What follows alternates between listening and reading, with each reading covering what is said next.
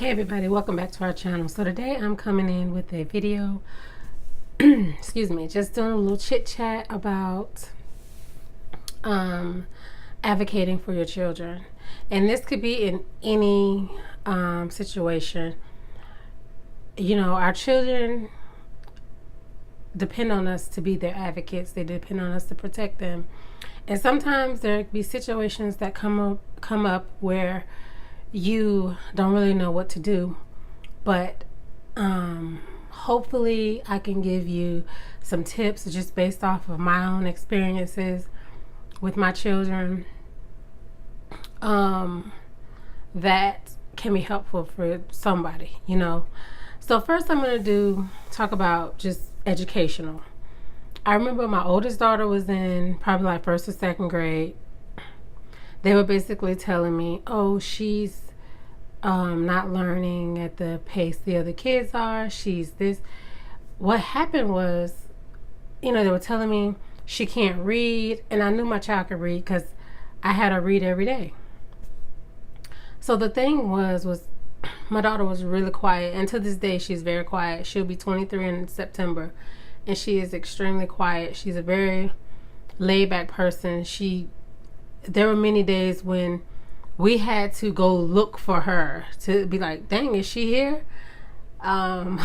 Excuse me. Even at home, that's just her personality. So, and I got tired of them telling me that, and I knew that she could read. I knew she could, you know, so I ended up taking her out of that school. And I feel like they were not grading her on the scale other kids were, or the normal scale, because they felt like she was quiet, so they tried to label her. So she went to another school, and from the moment she went there, she excelled. Like, I mean, her grades were good at the other school as well, but no matter how good her grades were, they were telling me she wasn't doing as well as the other kids. So then she goes to this other school, and this other school is on a different level than the other school was. I mean, it's a great school. So she excelled. I mean, every award that there was, she got. She excelled on every test. Her reading scores were the highest in the class.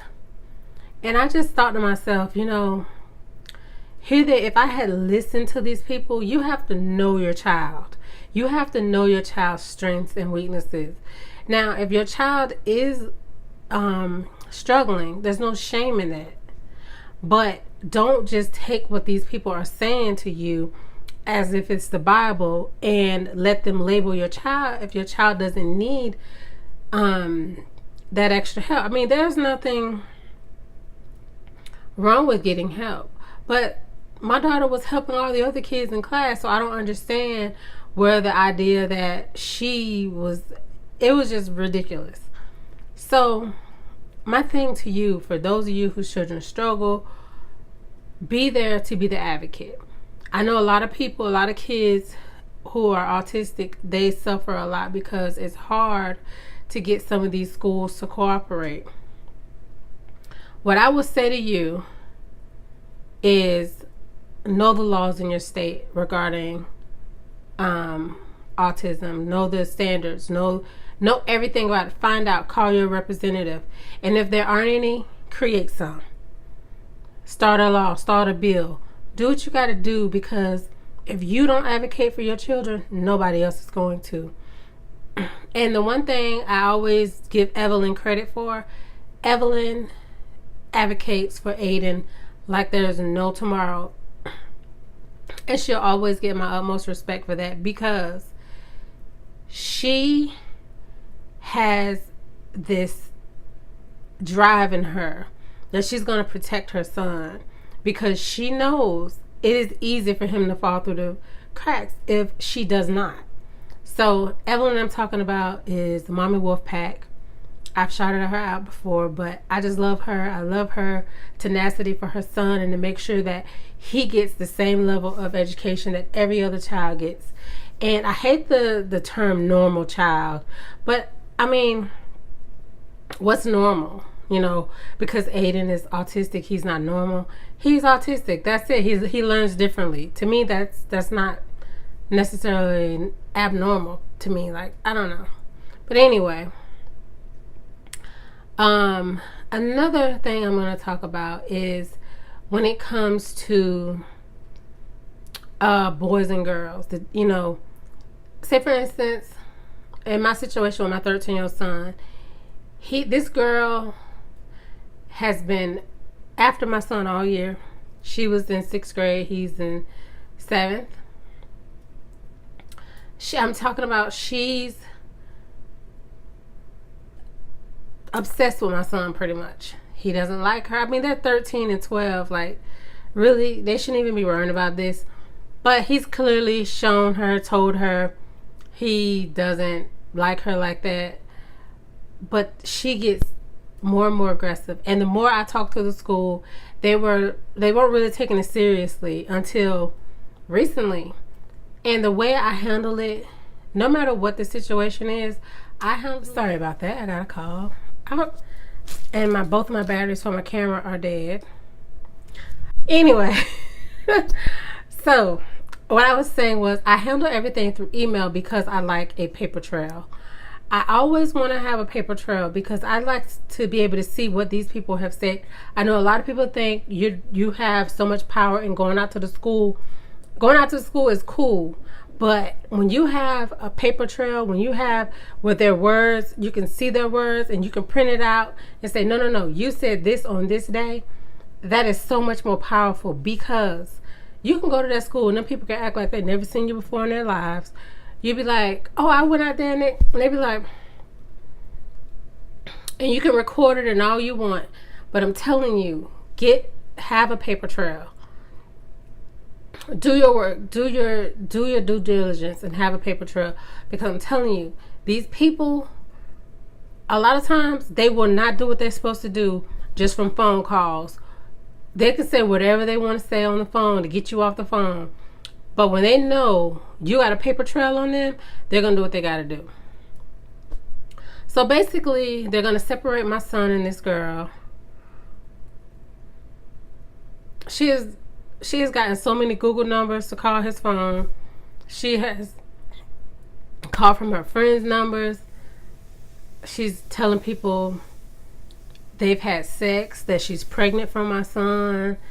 And to me, that's dangerous because in the state of Georgia, there's laws against young folks having sex. Like, my son could be in jail for this. If it was the other way around, if he was doing this, my son would already be in handcuffs. He would already be in handcuffs for stalking and all of this. But it's not being taken seriously, I think, because not only it's because he's a boy, but also because it's actually Jordan. Jordan has gotten in some trouble at school, and to me, when something happens regarding him, when somebody does something to him, they brush it off. But if God forbid he does something, they want to call the FBI, the CIA, everybody. But let something happen to him, let somebody do something to him, it's like, oh, it's no big deal. That looks so weird. Okay. And I just had to get them straight. I sent them an email. I sent the teachers an email. I sent the principal, the guidance counselor. I CC'd all of these people and the head of the school board. And I let them know that not one more incident is going to happen where something I'm trying to advocate for my son and y'all going to brush it off. And then I'm going to come out there with an attorney because I'm not playing this game of, oh, you want to try to pick and choose when you want to do your job. I'm not having that because just like when he does something wrong, I get on him, I put him in his place. When somebody does something to him, y'all need to do the same thing because this girl can say anything. This girl could say my son raped her or anything and he's never around her. I don't even let him go outside. It's so bad that I don't even let him go outside. He can't go to the pool. If me or his daddy ain't with him at the pool, he can't go. And that sucks because it's like I'm punishing him for something he hasn't done, but it's really protecting him because I can't have my son, because he doesn't understand how quickly he's like, yeah, but I don't go over there, I don't do this and I don't know. Yeah, but you don't understand. It doesn't take that. all she got to do is scream rape. And if enough of her friends, and they go to the school, well, Jordan has gotten in trouble for this and that. He's never gotten in trouble for anything like that. But they're just going to look at the fact that you've been in trouble before, and they're going to use that to build a case against you. Like, he doesn't understand how quickly his life can be over, even if it's a lie. And let me tell you, I'm talking, I'm pretty laid back on here, but when it comes to my children, don't mess with my kids. I get on my kids. Don't mess with nobody else's kids, because just like there'll be hell to pay for me or somebody to mess with you, you got to think that the same applies for other people's kids. And her mama tells her, oh, just keep her distance from him. She can do what she wants, but just keep her distance. What the hell kind of mama tells her daughter? Like, the girl is literally stalking my son. There's this app they call House Party. She has changed her name. Her last name on there is not his last name. She wrote a rap song talking about they effed and they did this, and she's pregnant and she sucked him down. Y'all, and one of the boys on the bus gave him this letter, gave him the paper, and he brought it home and gave it to me. And this is how I know it's to the point where he's over it, because he tells me about it. Like, he's come, what 13-year-old boy gonna be talking to his mama about stuff? Like, he comes and he talks to me about it, so I know he's at the point where he's over it. And I'm doing my best to try to just encourage him. So now the school has a plan where they're going to keep them totally separated. They're not even going to be on the same block, on the same hallway. They got an 01 and an 02. 601, 701, and 801. They're all on the same hallway. 602, 702, and 802. They're all on the same. So they're going to be on different blocks. They don't go to the lunch at the same time. They won't even really have a reason to be in the same hallway at the same time. Let's just hope that works. But it's just been a battle. It's been it's just been crazy. He's had to, just even on Xbox and all this, it's just, he can't even go play the damn Xbox without being like, oh, this girl. So I just want to tell you all, don't get discouraged. Don't just take what people say about your kids for face value. You got to know your child. You got to know what your child's strengths are. You got to talk to your children. Be their advocate. Go the length. Don't just take what these people are saying at face value. Do what you got to do. Do your due diligence. I know times are hard. I know but trust me. Don't let your children fall through the cracks. Don't let your children suffer because these people want to label your child, or they just are passive about your child's success. Please, please don't ever just take these people's word at face value. So that is all for now. I will see y'all later. As y'all can tell, I was getting heated. Like, just thinking about this is really pissing me off even more. Like, as a mother, if my daughter was doing, or my son was doing this, there'd be some problems. Their phone would be taken. You'd be homeschooled because you're not going to be going out here harassing folks. Like, why? Oh, I didn't even tell y'all. The child done brought bags of stuff to my son, bought him all kind of stuff. And, of course, I didn't let him take it, and he didn't even want it. It's just crazy, y'all. I'm over it.